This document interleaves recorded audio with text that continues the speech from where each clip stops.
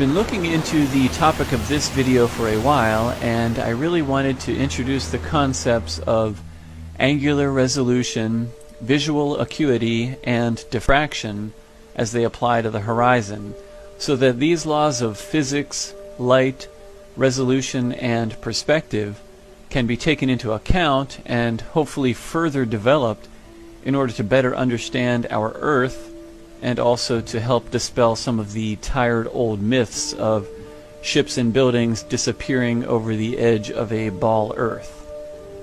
Now, mainstream science teaches us that the horizon is the edge of a ball Earth as it curves away from us, because ships disappear bottom first when they sail over this edge. What's funny to me is that their argument of ships going over a ball Earth is just as silly as falling off the edge of a flat Earth. It is a very childish argument, especially in today's world where we can pull objects back into view with a telescope or zoom camera, not to mention the fact that if you ascend in altitude, you can clearly see that a ship or building is not over the curve of a ball. It was simply out of your view due to perspective and the angles of light propagation when you're at a lower elevation. From a higher vantage point, your eyes can clearly see that the water or land is completely flat. There is no curve or edge that boats are sailing over. Again, it is a silly assertion, yet it is one of the main pillars of the ball Earth theory. In this video, I will introduce the concepts of angular resolution with a basic explanation, and then I will show another short clip of MIT professor Dr. Walter Lewin in his Physics 3 course, where he teaches these recognized laws of physics that we can test and observe. This is basically judo, where we are using their own scientific admissions to form a logical explanation of why we observe what we observe, and this in stark contrast to how groups such as NASA interpret the same observations. The survival of the ball Earth theory necessarily relies on NASA images and other space claims. Otherwise, their theory has only silly stories such as a spinning, orbiting ball Earth and non-existent curvature, or the direction of toilets flushing and boats going over the edge of a ball, none of which is observed by the average individual. So to begin, what is angular resolution? Angular resolution describes the ability of any image-forming device, such as a telescope, microscope, camera, or the human eye, to distinguish small details of an object. It is the minimum angle needed so that an instrument can discern resolvable detail, and it represents the resolving power and precision of optical instruments, which includes the eye. This angle is created at the eye or the lens, and it is based on the diameter of an object and that object's distance from the observer or the device. This angle determines the size of the image that is projected onto the retina. So, once an angle is small enough that it reaches the angular resolution limit, no image can be resolved on the retina, and basically the object disappears. The formula to find the angular resolution of the human eye, or any image-forming device, is the constant of 1.22 times the wavelength of light divided by the diameter of the lens aperture or entrance pupil. Once you figure out the angular resolution of, say, the human eye, you can then determine how large or how far away an object must be for you to be able to resolve it. In other words, for you to be able to see it. This is the limit of eyesight, or the resolving power of a telescope, camera, or microscope. Anything beyond this limit cannot be seen. A shorter distance and larger diameter of an object equal a larger angle at your eye, thus easy to resolve. A longer distance and smaller diameter of an object equal a smaller angle, thus difficult for your eye to resolve. The size of the angle is also what gives us perspective.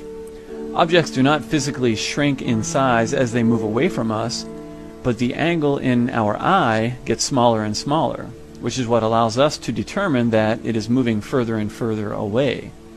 For objects coming toward us, the angle will get larger and the object will appear to be larger on the retina. This is an important part of perspective.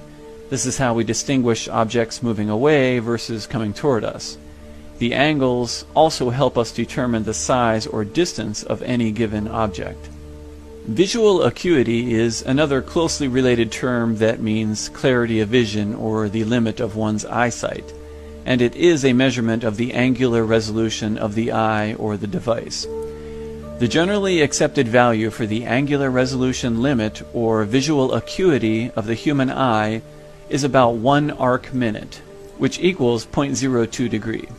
This means that at a distance of 1 kilometer, the human eye can resolve an object that is about 30 to 60 centimeters in diameter. Beyond this, the angle formed in the observer's eye gets smaller than 1 arc minute, and the object will blur and then finally disappear altogether. And here is another quick explanation of angular resolution by MIT professor Dr. Walter Lewin. So in the remaining 5 minutes, I want to address the issue of the angular resolution of your own eye. You can now calculate what the ultimate angular resolution is of your own eye, because you can estimate what the diameter is of the pupil, the opening of your eye. 3 millimeters, maybe 5 millimeters, a little bit larger at night when it is dark. Pupil opens up, but we can calculate what this is.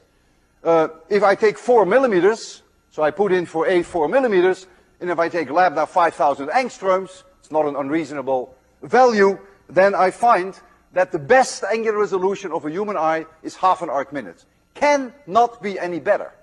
There's just no way around it. You're always stuck with the diffraction limitation. I think, though, that most of you will not be able to see with an angular resolution of 1/2 arc minute. Most of you are probably in the domain of 1 arc minute. It's a little larger than diffraction limited, but it's very close to that. That is 30 arc seconds. That is 600 times worse than Hubble Space Telescope. When you think of diffraction, it's really an incredibly fascinating thing. Because what does diffraction actually means? That it is a limitation that is put upon us, on everyone. Also God. No one can bypass diffraction. No matter how hard we try, we can never undo our chains and handcuffs that are imposed upon us by diffraction. And he's definitely not a flat earther. He obviously believes in the Hubble telescope. The main reason I want to introduce these concepts is to demonstrate with logic that there are scientifically proven and verifiable factors that determine how far we can see with our own eyes and with telescopes. Angular resolution equations are used by NASA, astronomers, and scientists to determine the resolving power of the human eye, cameras, microscopes, and telescopes, including the Hubble Space Telescope. So when people say, if the Earth was flat, then we should be able to see Europe across the ocean, there are scientifically proven laws of light, diffraction, resolution, and perspective that render this statement foolish. Due to the resolving power of our eyes and even the most powerful telescopes, we could never possibly see across an ocean that is thousands of miles in distance. It is impossible due to the laws of physics, due to the physics of the angles, not to mention the additional limitations of diffraction. Again, it is a silly statement that we should be able to see across the ocean if the Earth were flat. However, the mistaken or disingenuous conclusion put forth by the so-called scientific community, in spite of these scientifically proven and accepted limitations on light propagation and resolution, is that the reason we can't see across the ocean is because we live on a spinning ball. Do you see the trick that they're playing? It is like telling little children that a guy on a sleigh in the North Pole brings them presents on Christmas.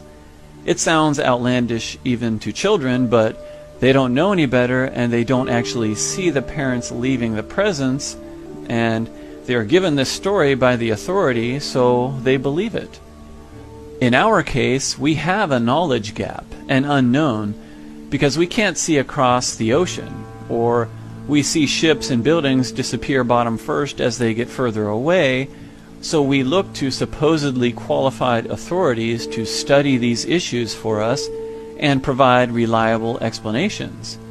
For hundreds of years, the scientific authorities, now the space agencies, have both knowingly and unknowingly filled this gap with their own cleverly constructed explanations, and most people just accept their models without researching or using reason and logic.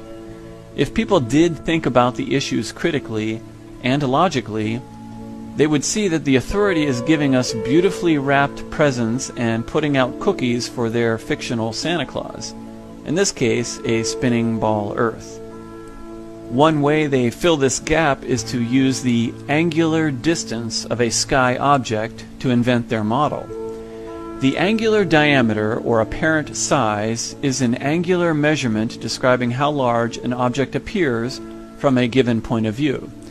For example, this involves looking at the sky and determining that the sun and moon have an angular diameter of about 31 or 32 arc minutes, which equals a half of a degree. So this is the angle created in our eye or in a telescope, which means that the sun and the moon can be around 31 miles in diameter and 3,500 miles up, or, as the authorities claim, the moon can be 2,159 miles in diameter and 237,000 miles away. And they claim the sun is 864,575 miles in diameter and 93 million miles away. You see, both measurements are correct based on the angle we see from Earth. Knowing the angular diameter or apparent size of a celestial body, we can easily invent a model using trigonometry. We could say the sun is 500 miles in diameter and 57,000 miles away, or maybe it is only 5 miles in diameter and 500 miles up. Or, if we wanted to get really crazy, we could invent a sun that is 2 million miles in diameter and 229 million miles away. Of course, if we did that, we would then have to adjust all of the diameters and orbital speeds of the planets and distances, but this should give you an idea of how they have constructed their model, because they are all built on apparent sizes, the angular diameter of lights in the sky visible from Earth. So, relationally, the math works out. They then construct their universe model around these angles, filling in and changing the numbers as needed to fit their assumptions. This is why the spins and orbits are so ridiculous, yet mathematically they work out because it's all based on the angles. And this is also the reason why they changed the distance of the sun over the years to fit their model. This assertion of boats going over the edge of a ball Earth is silly. Check out this footage from a channel called Wide Awake.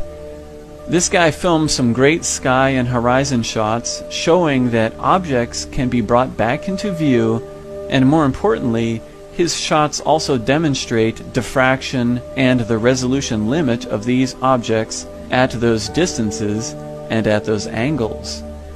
As you can see in his footage, the boats, once they are close enough to resolve, appear like little smudges, and they also appear to be floating above the horizon. The boats are not mirages floating in the air, although there is an inferior mirage that appears inverted below the actual boats in his footage. To prove this, he actually tracks them all the way in, and the closer a boat gets, the more resolved it becomes, and the more detail you can see. This is a perfect illustration of visual acuity and the angular resolution of the camera, which is obviously better than our eyes, but the principle is the same. And again, if you increase your altitude, say to the top of a hotel or in an airplane or on a mountain, you create better angles and you can of course see further, but even there you will eventually reach a resolution limit. It is unavoidable, but it is not an edge that Santa Claus is falling over. Look at the water in his shots. Some would call the resolved water line the horizon, but you can clearly see boats fully in the water beyond the resolved water line. You can even barely make out the water being sprayed up from the motor. The surface of the water extends beyond the resolved water line, but it is too far and at too sharp of an angle for the camera or your eye to completely resolve. There's also a lot of diffraction going on due to this angle and the light or atmospheric conditions. Therefore, you get a blurred section that reflects the sky and the boat as an inferior mirage. Again, this happens beyond a point where the eye or camera can no longer clearly resolve the water due to the angle and diffraction. It is where your eye or camera can no longer distinguish points of light. The image blurs and turns into a mirror under certain conditions. Look at the shimmering and changing edges of the top of the water line as the camera resolves it at its maximum distance. Beyond this distance, the water is at too small of an angle to resolve any detail. At this point, it does exactly what a road will do on a hot day. It reflects the light waves like a mirror because the eye or camera can more easily resolve these reflected light rays than they can the actual surface of the road or water. On the ground or on the water, you can see the inferior mirage or reflection of the boats and cars. Some people will claim that the boat itself is a superior mirage and that the actual boat is over the edge of a ball. This is silly for two reasons.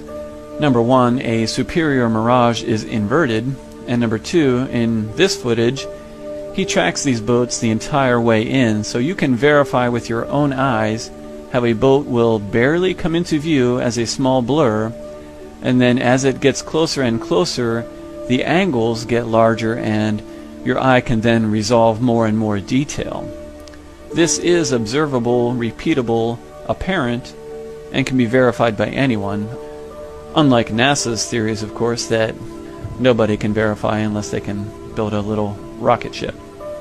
Finally, I would like to discuss the issue of boats or buildings being cut off by the horizon line over water, which many people falsely attribute to the object being over the edge of a ball Earth. Again, I would start by saying that it is easy to debunk this simply by increasing your altitude. If there were a massive drop in curvature obscuring the boat or building, this would be apparent from higher up. Our eyes are not that bad. We can clearly distinguish slopes and hills in the distance, and when you increase your altitude, you can clearly see that the target object lies on the same flat plane as the original observation point. This is simply a function of perspective, angular resolution, and diffraction. When you stand on the seashore, you can see a horizon line, which is basically the limit of your ability to resolve the water, because at a certain distance, the angle becomes too small and diffraction also plays a part. Above this waterline horizon will be everything that your eye can resolve above your eye level. For example, from the beach I can see about 3 to 4 miles of the water's surface, which in my field of view extends from my feet up to my eye level, and it represents my horizon and the limit of my sight up to my eye level. Now, there are hotels located about 18 miles away in this picture, and these hotels are above my horizon line, yet appear to be cut off by the horizon. Not because they are over the edge of a ball, this is simply the point where they fit in due to perspective, where objects that are closer are in front of objects that are further away, which is also a function of diffraction and angular resolution. I cannot resolve the hotels any lower because the angle is too small. If I could resolve the hotels lower, then logically I would be able to resolve more of the surface of the water at a greater distance. But we know this is not possible due to the laws of physics. However, if I were to go up in an airplane, I would be able to see the entire distance from the beach to the hotel, and I could also see that it is flat as a pancake. The hotel is not obscured by the edge of a magic ball. It is simply perspective and angle of view.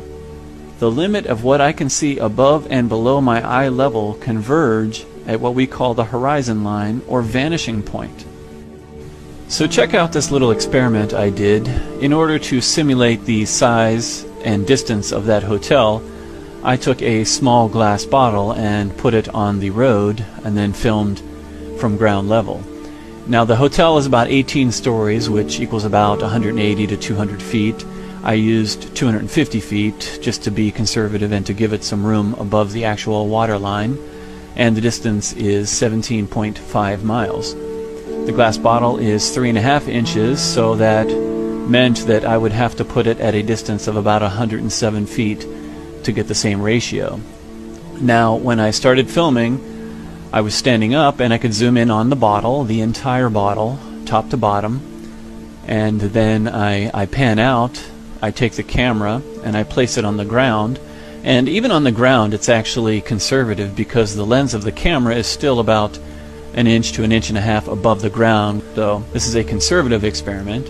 And when I zoom in, you can see now that the angle of resolution is just too small, and combined with the diffraction, you cannot make out the bottom of the bottle. It disappears, it is cut off, and that is exactly what you're seeing in those pictures and videos where buildings or boats are cut off at the bottom. Your eye cannot resolve the detail of the surface of the ground or the bottom of that bottle. It's just too sharp of an angle.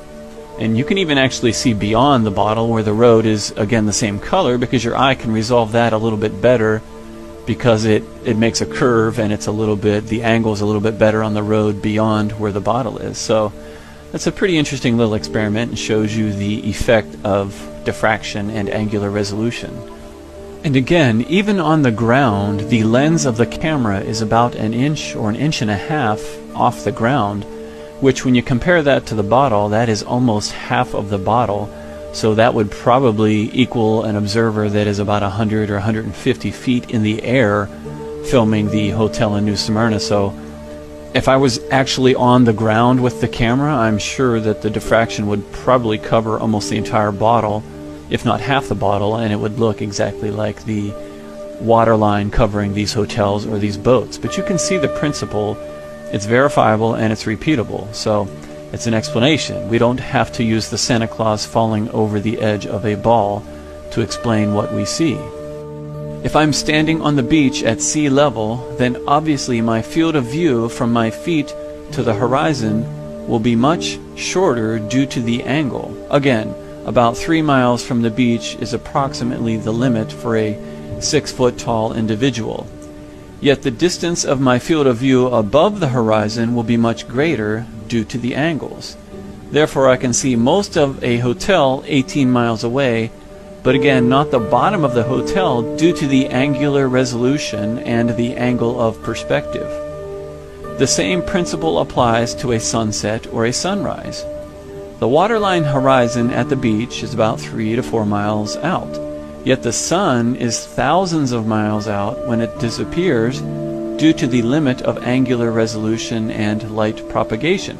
We can see the sun at a much further distance because it is so large and high in the sky. But just like anything else, once it gets far enough away from the observer, the angle becomes so small that it will disappear, the furthest edge first, appearing to go down behind the water. This is what you would expect to see based on perspective. Something closer will appear in front of something farther away. This does not mean it is due to a spinning ball Earth. It simply vanishes at the waterline horizon due to perspective. Even the sun is subject to the laws of perspective, angular resolution, and diffraction. With a sunrise, it is the opposite. We see the top of the sun first because it is approaching us. Therefore, the side that is coming toward us is the first section of the sun to come into our field of view due to angular resolution. And again, due to the laws of perspective, the sun will always appear to be behind the much closer water line. Some will say that it is due to the spin of the ball that you live on, but I think perspective makes more sense, and the sun is simply coming into our field of view due to, again, angular resolution. The problem that truth seekers or flat earthers face when trying to expose lies and deceptions is that most people put their own brains on sleep mode, and they put their trust in the so-called scientific authorities to investigate and explain the reasons for phenomena that we observe from Earth. This is not to say that the scientific community is purposely promoting an incorrect model. What is happening is that everyone is so specialized that they only see a small portion of the big picture. We are basically compartmentalized due to the level of sophistication of technology and our economy.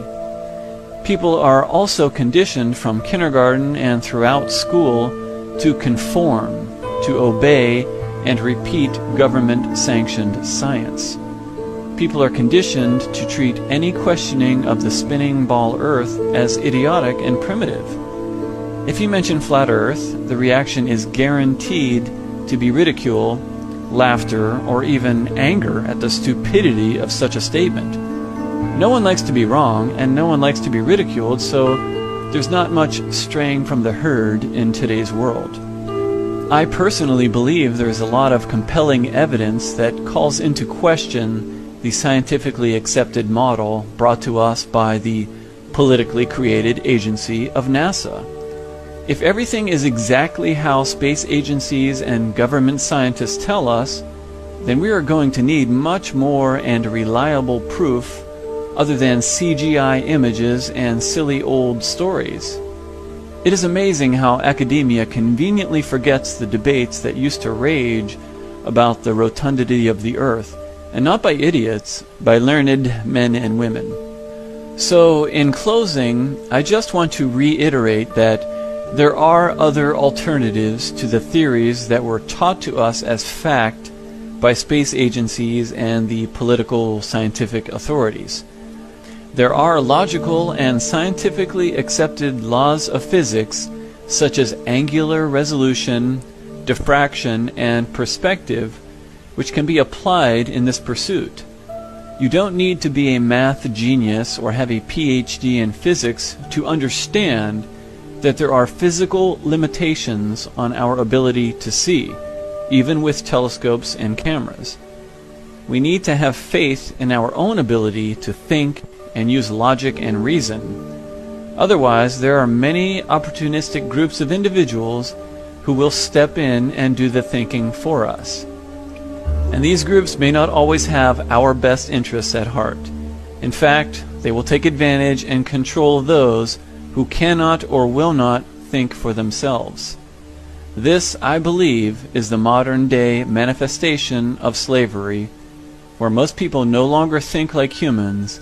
They simply repeat and react.